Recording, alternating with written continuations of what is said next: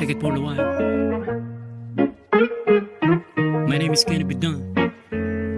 Di ko man lang akalain na makinig ang utak mo. Itig pala ng utak mo. Ganyan ka ba't talaga? Para kang sinto-sinto. Sinto-sinto ka pala. Nag-iiba ang ugali. Siyadong bilit sa kanyang sarili. Kung magkwento'y parang siya ang Lagi ka bang inaapi? Halika, pakinggan mo. OMG, nakakainis, nakakabwisit, nakakailang, isang nilalang, puro walang alam na gawin kung di bumutak ng putak at hirang baluktot, tinutuwid kahit wasak na wasak.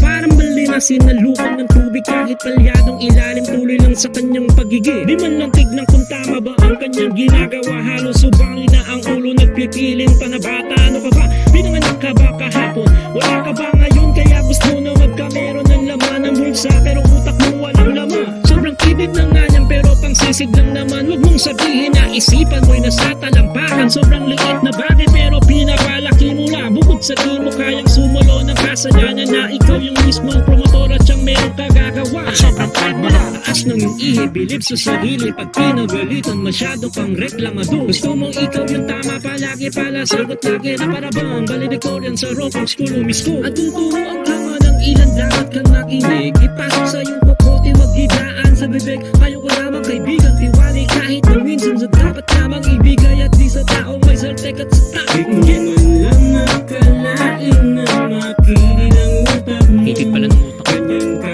ba talaga?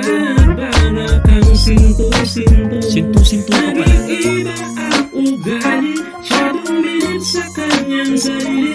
Kung magkwento'y parang siya ang inaapi. Lagi ka bang inaapi? Di marunong tumanggi na makakalain na makinig ang utak mo.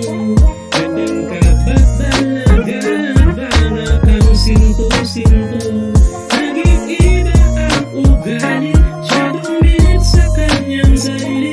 Kung magkwento'y parang siya ang inaapi. Di marunong tumanggi na makakamali.